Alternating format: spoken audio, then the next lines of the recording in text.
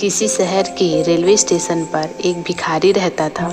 वह वहां आने जाने वाली रेलगाड़ियों में बैठे यात्रियों से भीख मांगकर अपना पेट भरता था। एक दिन जब वह भीख मांग रहा था तो सूट बूट पहने एक लंबा सा व्यक्ति उसे दिखाई दिया। उसने सोचा कि यह व्यक्ति बहुत अमीर लगता है, इससे भीख मांगने पर यह मुझे जरूर कुछ अच्छे पैसे देगा। वह उस लंबे व्यक्ति से भीख मांगने लगता है। भिखारी को देखकर उस लंबे व्यक्ति ने कहा, तुम हमेशा मांगते ही हो, क्या कभी किसी को कुछ देते भी हो? भिखारी बोला, साहब मैं तो भिखारी हूँ, हमेशा लोगों से मांगता ही रहता हूँ। मेरी इतनी औकात कहाँ कि मैं किसी को कुछ दे सकूँ। लंबा व्यक्ति बोला, जब किसी को कुछ दे नहीं सकते तो तुम्हें मांगने का भी कोई हक नहीं है। मैं एक व्यापारी हूँ और लेन देन में ही विश्वास करता हूँ। अगर तुम्हारे पास मुझे कुछ देने के लिए हो तभी मैं तुम्हें बदले में कुछ दे सकता हूँ।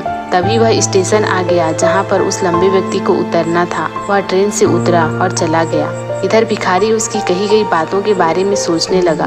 उस लंबे व्यक्ति के द्वारा कही गई बात उस भिखारी के दिल में उतर गई। वह सोचने लगा, शायद मुझे भीख में अधिक पैसा इसलिए नहीं मिलता क्योंकि मैं इसके बदले में किसी को कुछ नहीं दे पाता हूँ। लेकिन मैं तो भिखारी हूँ, किसी को कुछ देने लायक भी नहीं हूँ। लेकिन कब तक मैं लोगों को बिना कुछ दिए केवल मांगता ही रहूंगा।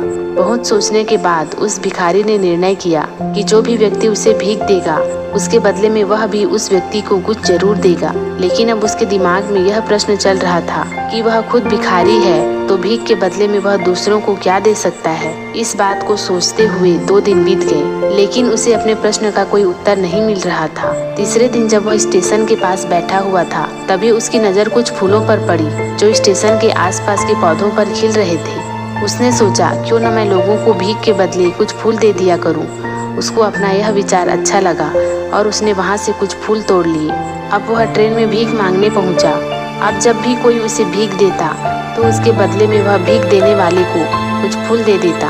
उन फूलों को लोग खुश होकर अपने पास रख लेते थे। अब भिखारी रोज फूल तोड़ता और भीख के बदले उन फूलों को लोगों में बांट दिया करता था। कुछ ही दिनों में उसने महसूस किया कि अब उसे बहुत अधिक लोग भीख देने लगे हैं। वह स्टेशन के पास के सभी फूलों को तोड़ लेता था। जब तक उसके पास फूल रहते थे तब तक उसे बहुत से लोग भीख देते थे, लेकिन जब फूल बांटते बांटते खत्म हो जाते तो उसे भीख भी नहीं मिलती थी। अब रोज ऐसा ही चलता रहा। एक दिन जब वह भीख मांग रहा था तो उसने देखा कि वही लंबा व्यक्ति ट्रेन में बैठा है जिसकी वजह से उसे भीख के बदले फूल देने की प्रेरणा मिली थी। वह तुरंत उस व्यक्ति के पास पहुंच गया और भीख मांगते हुए बोला, आज मेरे पास आपको देने के लिए कुछ फूल हैं, आप मुझे भीख दीजिए तो बदले में मैं आपको कुछ फूल दूंगा। उस लंबे व्यक्ति ने उसे भीख के रूप में कुछ पैसे दे दिए और भिखारी ने कुछ फूल उसे दे दिए। उस लंबे व्यक्ति को यह बात बहुत पसंद आई। वह बोला, वाह क्या बात है, आज तुम भी मेरी तरह एक व्यापारी बन गए हो। इतना कहकर फूल लेकर वह लंबा व्यक्ति अपने स्टेशन पर उतर गया। लेकिन उस लंबे व्यक्ति द्वारा कही गई बात एक बार फिर से भिखारी के दिल में उतर गई। वह बार बार उस लंबे व्यक्ति के द्वारा कही गई लाइन के बारे में सोचने लगा और बहुत खुश होने लगा। उसकी आंखें अब चमकने लगी। उसे लगने लगा कि अब उसके हाथ सफलता की वह चाबी लग गई है जिसके द्वारा वह अपने जीवन को बदल सकता है। वह तुरंत ट्रेन से नीचे उतरा और उत्साहित होकर बहुत तेज आवाज में ऊपर आसमान की तरफ देखकर बोला, मैं भिखारी नहीं हूँ, मैं तो एक व्यापारी हूँ। मैं भी उस लंबे व्यक्ति जैसा बन सकता हूँ, मैं भी अमीर बन सकता हूँ।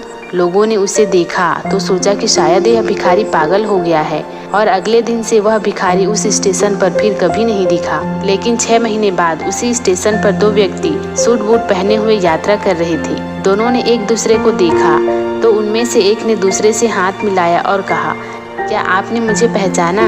दूसरा व्यक्ति बोला, नहीं, क्योंकि मेरे हिसाब से हम लोग पहली बार मिल रहे हैं। पहला व्यक्ति बोला, नहीं, आप याद कीजिए, हम पहली बार नहीं बल्कि तीसरी बार मिल रहे हैं। दूसरा व्यक्ति बोला, मुझे याद नहीं है, वैसे हम पहले 2 बार कब मिले थे? अब पहला व्यक्ति मुस्कुराया और बोला, हम पहले भी 2 बार इसी ट्रेन में मिले थे। मैं वही भिखारी हूँ जिसको आपने पहली मुलाकात में बताया कि मुझे जीवन में क्या करना चाहिए और दूसरी मुलाकात में बताया कि मैं वास्तव में कौन हूँ। दूसरा व्यक्ति मुस्कुराया और अचंभित होते हुए बोला, ओह याद आया, तुम वही भिखारी हो जिसे मैंने एक बार भीख देने से मना कर दिया था और दूसरी बार मैंने तुमसे कुछ फूल खरीदे थे। लेकिन आज तुम यह सूट बूट में कहाँ जा रहे हो और आजकल क्या कर रहे हो? तब पहला व्यक्ति बोला, हाँ मैं वही भिखारी हूँ, लेकिन आज मैं फूलों का एक बहुत बड़ा व्यापारी हूँ और इसी व्यापार के काम से ही दूसरे शहर जा रहा हूँ।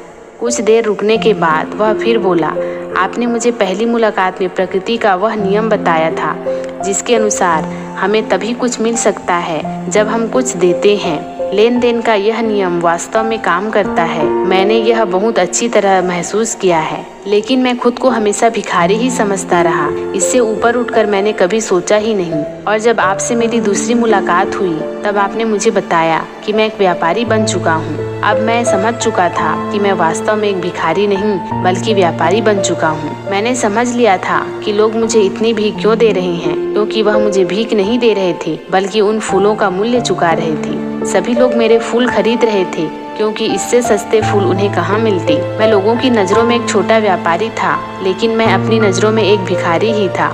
आपके बताने पर मुझे समझ आ गया कि मैं एक छोटा व्यापारी हूँ। मैंने ट्रेन में फूल बांटने से जो पैसे इकट्ठे किए थे उनसे बहुत से फूल खरीदे और फूलों का व्यापारी बन गया।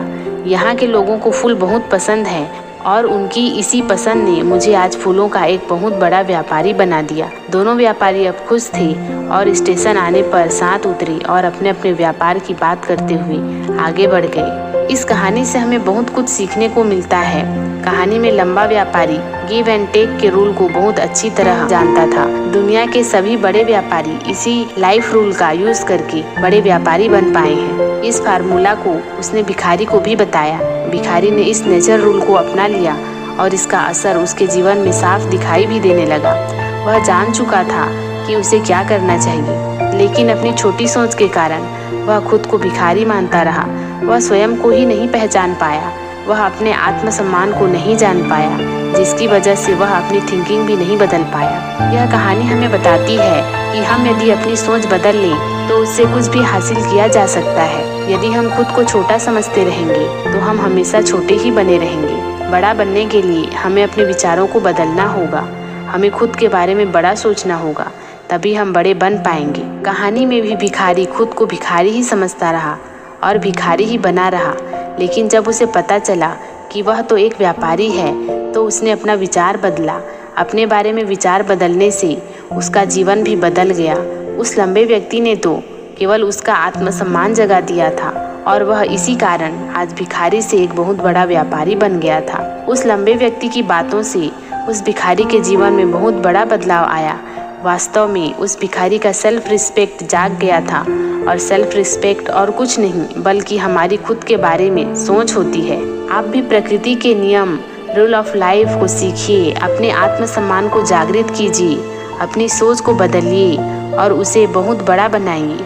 ऐसा करके तो देखिए, आप पाएंगे कि आपका जीवन बदल चुका है तथा आप एक पहाड़ पर सबसे ऊपर खड़े हैं और पहाड़ का नाम सफलता है।